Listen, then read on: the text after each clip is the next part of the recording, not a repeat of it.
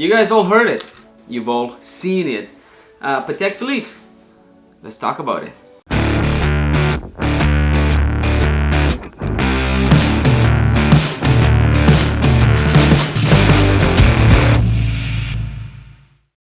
This year alone, Patek Philippe is trending big time.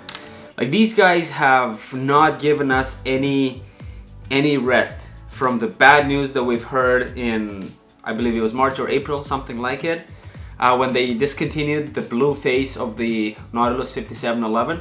Now they've announced again huge news with the end of the 5711 completely by doing a collab with the Tiffany&Co. And it's a crazy collab. Anything in the watch industry, or any brand in the watch industry that collabs with Tiffany&Co.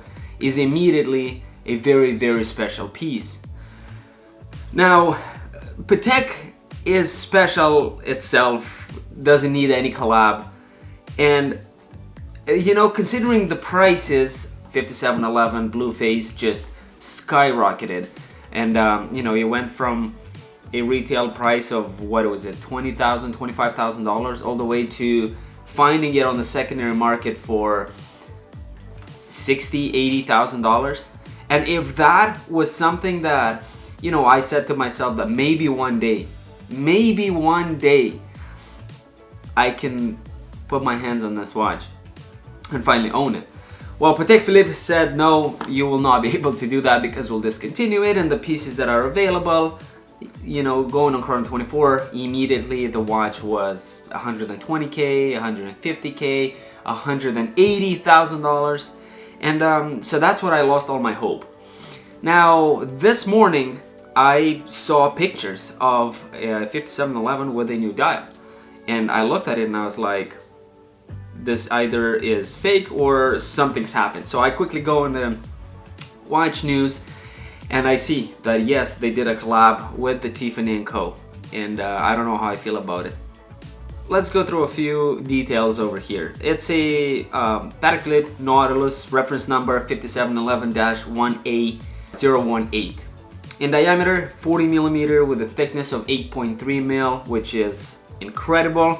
This is what I like about the Nautilus the most. It's how slim it is. It's just amazing. With obviously a dial color, which is Tiffany Blue. Water resistance 120 meters.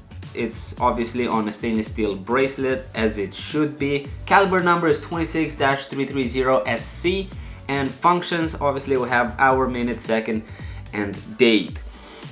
In diameter, the movement is around 27 millimeter with a thickness of 3.3 mil, which is very impressive, with not so impressive power reserve of 35 hours to maximum 45 hours. Now, if we're talking about the price, this comes at a much higher price retail than the regular or standard blue 5711, which is around $52,635 from the start. Now, if we're looking at, you know, where Patek's been with their other 5711s, we know that this is nowhere near what you most likely will be paying. Now, while all of those watches were in production and, you know, they weren't really supplying all of that demand, but they were still producing the watches, there was still a chance for us to, you know, hope that one day maybe we can grab one. Now, when it was discontinued, obviously it was a complete total disaster. The Tiffany&Co dial, the Tiffany&Co collab, is only gonna be limited to 170 pieces, man. 170 pieces. That is sad. That is sad. Basically 170 dudes who have history with Tiffany&Co. Oh yeah, and it will be sold exclusively at Tiffany&Co boutiques in New York, Beverly Hills, and San Francisco, where Patek Philippe is sold. That is where you'll be able to buy it. Now, these 170 watches will be bought, like I said, by 170 dudes who have a rich history with those stores. There's no way in hell, even if you have the money, even if you would go to a dealer right now, to, let's say, in New York, Tiffany&Co, you don't have any history whatsoever with the brand, and you go in there and you say that, hey, I want it. Look, I'm gonna be paying not 52,000. I'll pay 62,000. I'll pay 72,000. Nobody's gonna sell it to you. Like these watches, I would even assume that these watches will be, they are already assigned to people. Like each watch already has a person to its right. They're gone already. By the time I'm filming this, by the time I'm researching this, editing and posting it, by the time you will see this, the watches are gone. They're gone. Now this collab was done in order to celebrate the 170th anniversary of Tiffany&Co and Patek Philippe, basically from 1851 to 2021. And that is why they decided to make only 170 pieces to celebrate the anniversary. Now, I would understand this for a different brand. You know, if Cartier was doing a collab with I don't know who, and they would want, you know, it's 150 or 70 years anniversary, let's make only a limited amount of pieces, and you know, it's Cartier or Breitling or any other brand but Patek Philippe. Patek Philippe, even if they were making 2,000 pieces to celebrate I don't know what anniversary, 2,000 pieces, they would still be gone in a blink. 170, goodbye. Like I said, by the time you see this video, they're gone. They're gone. You'll only see pictures. Probably, you would have only just seen pictures anyways, because probably me and you can't afford them. But this is crazy. Now, one thing that I have to kind of anticipate and think of, what are these watches gonna do right after you buy them? I mean, what am I gonna see them on Chrono 24 in a couple days going for? So let's actually go see if there's already any Patek, Tiffany&Co. There's none yet. This one isn't out there yet. Yeah, there are some other ones. The Nautilus 5990 that goes for 400,000 Canadian dollars. Are you kidding me? Well, one thing that I can say is that this watch will go for $1 million like there's no tomorrow. This watch, with this, you'll be getting 170th anniversary written at the back of the watch. Also on the bottom, you will have Tiffany&Co and Patek Philippe, and straight in the middle of the movement of the sapphire crystal open case back, it says 1851 to 2021.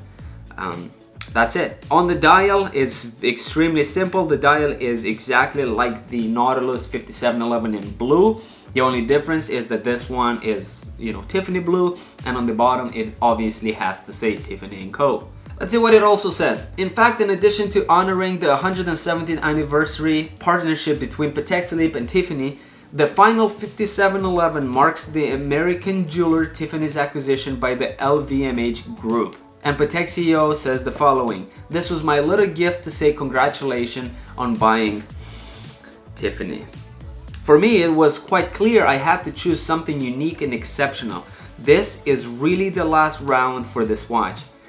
Stern, which is the CEO of Patek, presented the design to LVMH executives during a virtual meeting. Oh God. I mean, I am not in that league.